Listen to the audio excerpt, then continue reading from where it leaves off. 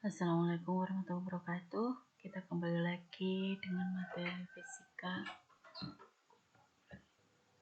tentang bab 33 ya. Bisa dibuka bukunya tentang generator dan mesin listrik. Sebelum masuk apa tuh generator dan mesin listrik, kita lihat di browser ya. Kita di sini sudah ada. Kalian bisa lihat referensi dari manapun. Salah satunya dari Wikipedia di sini tentang motor listrik, generator sudah dijelaskan di sini. Jadi kalian bisa memahami tentang materi ini dengan lebih jelas ya. Ada gambar-gambarnya juga bisa kalian pahami. Untuk penjelasan apa itu generator dan motor listrik, di sini juga sudah dinyatakan bahwa motor listrik adalah alat untuk mengubah energi listrik menjadi energi mekanik yang menjadi gerak. Yang sebaliknya, yang mengubah energi mekanik menjadi energi listrik itu disebut dengan generator atau dinamo. Nah, nanti bisa dijelaskan di sini juga untuk tambahnya.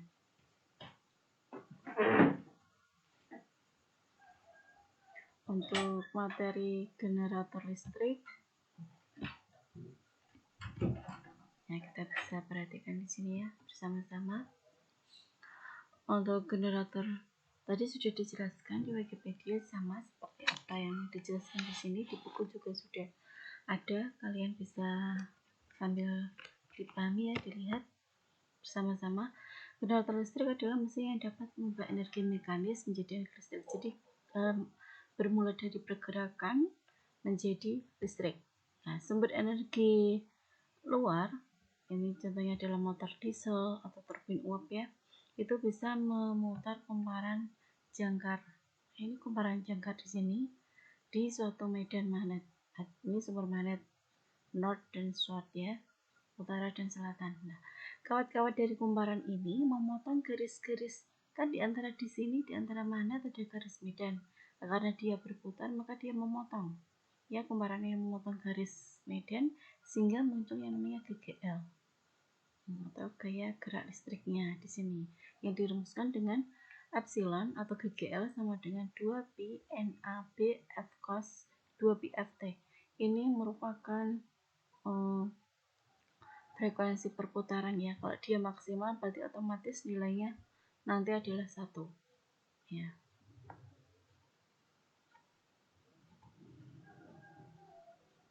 Nah, langsung contoh soal di sini.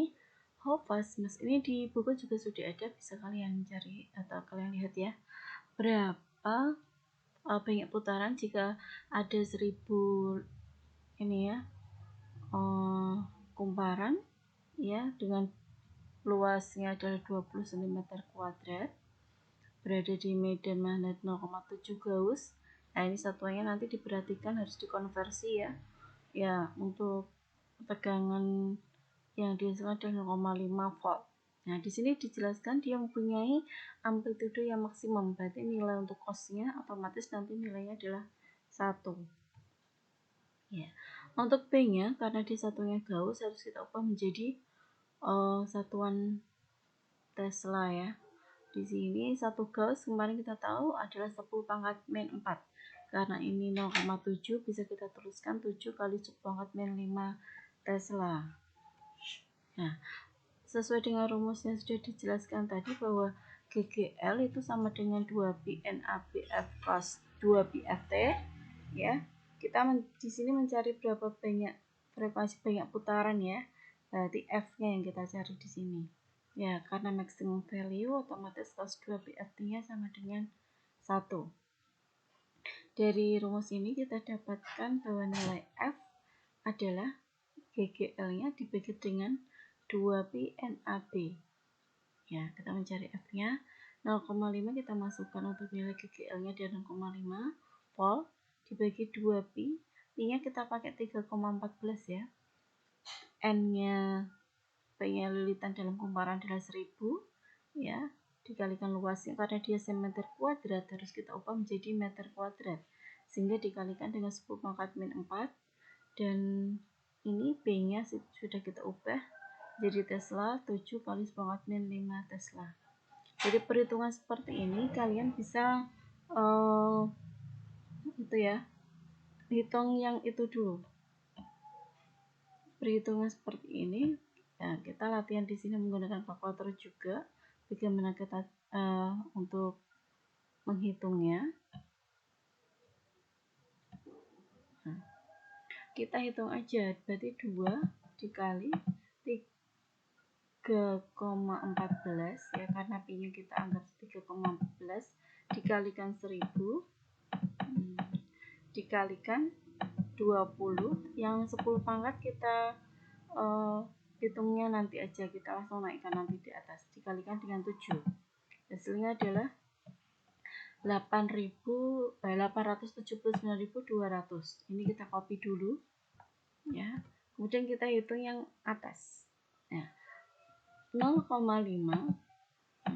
karena ini 10 min 4 dikali 10 min 5 kan ditambah ya, jadinya 10 min 9 karena dia naik ke atas, jadi 10 pangkat 9. Nah, kita menghitungnya biar lebih mudah seperti ini. Pangkat 9 ya, berarti 10 pangkat 9 atau 1 juta ya, kali 0,5 ya. Kemudian itu kita bagi dengan yang kita copy, kita pastekan di sini 879.200, kita sama dengan hasilnya ada 568,69, kita buatkan jadi 7. Nah, ini dibuat dia kilohertz, kilo berarti kan 1000 ya, berarti ini dibagi 1000 nilai ini karena diubah menjadi kilo, kita bagi, kita klik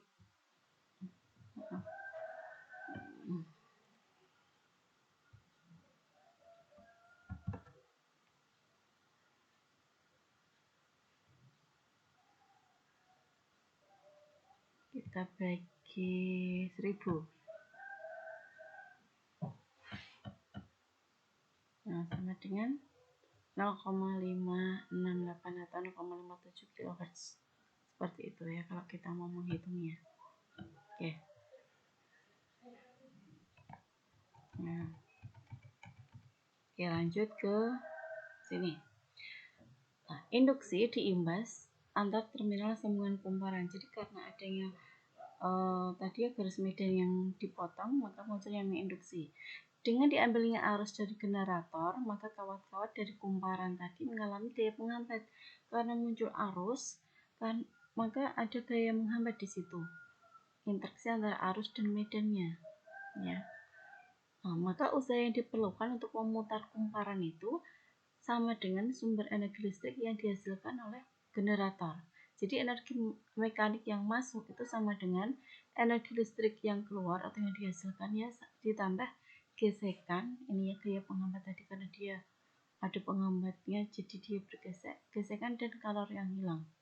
Nah, tapi untuk kalori yang hilang ini merupakan hanya sebagian kecil saja dari energi yang masuk. Nah, contoh soal, berapa daya yang timbul dalam armatur pada rangkaian tersebut? Nah, armatur, apa itu armatur? Mungkin ada yang belum tahu ya. Ini di Wikipedia juga sudah dijelaskan di sini bahwa armatur merupakan sebentar. Kalian bisa browsing dari ya di Google bisa ya. Armatur di sini dijelaskan bahwa sebuah komponen penghasil daya dari mesin listrik. Ya, armatur bisa berupa rotor yang berputar ya maupun stator dari mesin listrik. Ya. Kata armatur sendiri digunakan dalam bidang listrik sebagai penjaga sebuah magnet. Ini salah satu bentuk gambar armatur yang real ya. Ini referensinya dari ini ya, Definition of Armature in English from Oxford, dari kamus Oxford. Ini gambarnya seperti ini, nanti bisa kalian pelajari lebih dalam ya. Di sini ada yang ditanyakan berapa daya yang timbul di sini dari armatur yang dipasang di sini ya secara paralel dengan medan dengan hambatan 100 ohm.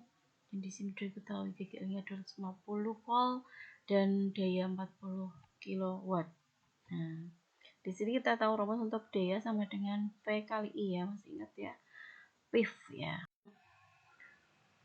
Ya. Kemudian untuk arus yang keluar dari sirkuit, yaitu dari rumus Piv tadi, maka I sama dengan P per V. P-nya 40 kW, jadinya 40.000 dibagi dengan voltnya 250 volt. Hasilnya adalah 160 ampere. Jangan lupa untuk menuliskan satuan ya. File current-nya arus yang mengalir di sini di medan IF sama dengan V per R. Kita pakai hukum Ohm ya. I sama dengan tegangan dibagi dengan hambatan. Tegangannya yang mengalir 250 ya. Dibagi dengan hambatannya 100, jadinya 2,5 ampere. Nah, untuk arus yang mengalir pada armatur ini ya, itu adalah jumlah dari arus dari medan dan dari sini eksternal sirkuit keluarnya. Maka 160 ditambah 2,5 jadinya 162,5 ampere. Kemudian di sini untuk total GGL yang diinduksi ya, itu sama dengan 250 volt ini ditambah dengan arus yang mengalir di sini dikalikan hambatannya. Nah, IA kali RA pada armaturnya. Nah, 250 volt ditambah dengan arusnya 162,5 ampere dikalikan hambatannya 0,06, jadinya kalau kita hitung ya pakai kalkulator di sini 162,5 dikalikan 0,06 ya sama dengan 9,75, kita bulatkan jadi 10, jadinya 250 tambah 10 sama dengan 260 volt. Nah, untuk berapa daya total di armatur di sini, maka arus yang mengalir di armatur dikalikan dengan GGL-nya ya. Nah, GGL-nya berapa yang diinduksi di sini tadi 260 volt, maka 162,5 ampere dikalikan 260 volt sama dengan 42 kW. Nah, di sini kalian bisa kalau kita hitung kan 162,5 ya dikali dengan 260. Nah, hasilnya seperti ini nggak apa-apa, 42.250 watt. Jadi kalau di sini dia diubah menjadi kilo, maka kita bagi dengan 1000. Nah, kalau kita bagi 1000 untuk satuan kilowatt, maka jadinya 42,25 kilowatt. Tapi kalau seperti tadi ini 42.250 dengan satuan watt gitu ya. Boleh. Betul semua. Oke. Lanjut ke mesin listrik ya. Tadi tentang generator listrik, sekarang ke mesin listrik ya. Untuk mesin listrik di sini mesin yang mengubah energi listrik menjadi energi mekanis. Nah, mesin arus secara sederhana berjalan pada tekanan konstan. Arus melalui kumparan jangkar berinteraksi dengan medan magnet dan menghasilkan momen gaya atau torsi.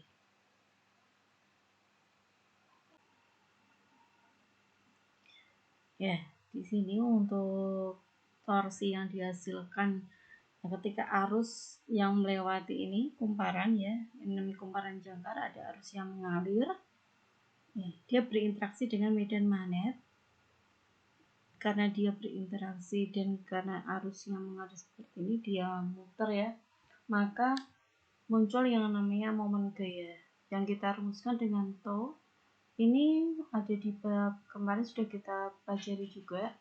Tau sama dengan nia B sin theta. Tetanya di sini adalah sudut antara garis-garis medan dan tegak lurus terhadap bidang kumparan. Jadi di sini dianggapnya dia adalah tegak lurus. Ya, sin tetanya nanti nilainya adalah 1 karena dianggap tegak lurus. Ya. Komutator cincin terbelah atau split ring di sini ya, ada split ringnya di sini. Dia muter, ya.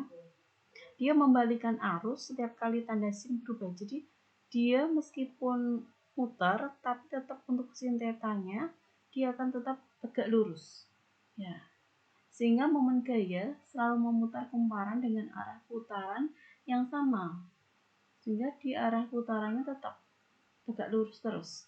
Momen gaya rata-rata kalian bisa lihat simulasinya di web.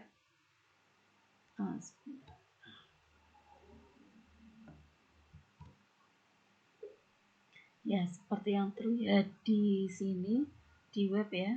Untuk motor listrik, di sini ada simulasi pergerakan dari ini.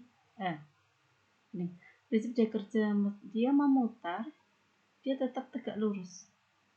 Ya, dia memutar tetap tegak lurus terhadap ini. Meskipun ini ya dia tetap tegak lurus, dianggap gitu ya. Seperti itu.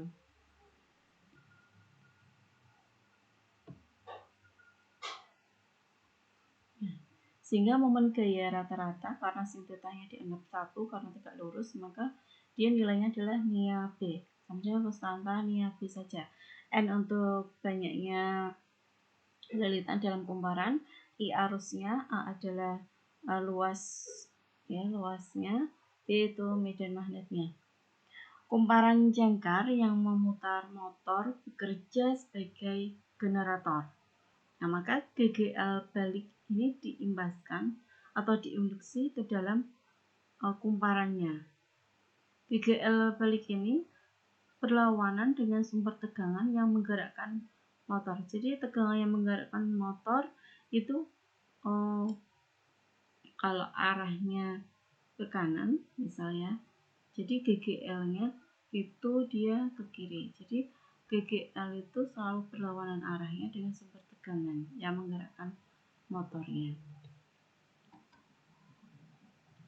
Maka beda potensial yang menghasilkan arus dalam jangkar tadi, beda potensialnya dirumuskan dengan tegangan jaringan dikurangi dengan GL baliknya atau GL imbasnya tadi.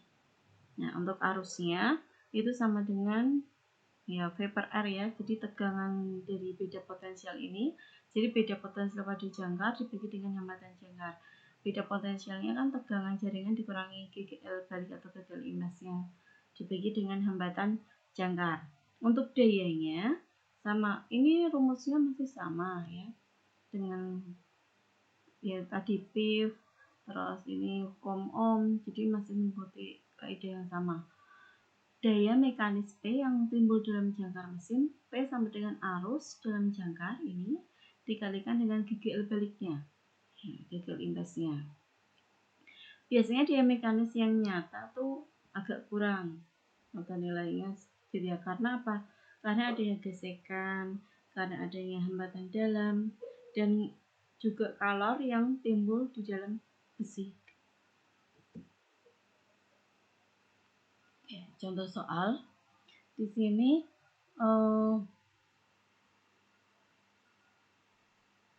dari rangkaian ini ya, ada medan dengan hambatan sekian, armatur dengan hambatan ini, dan disambungkan dengan nilai GGL 120 volt. Nah, di sini menghasilkan GGL baliknya atau GGL imbasnya 115 volt.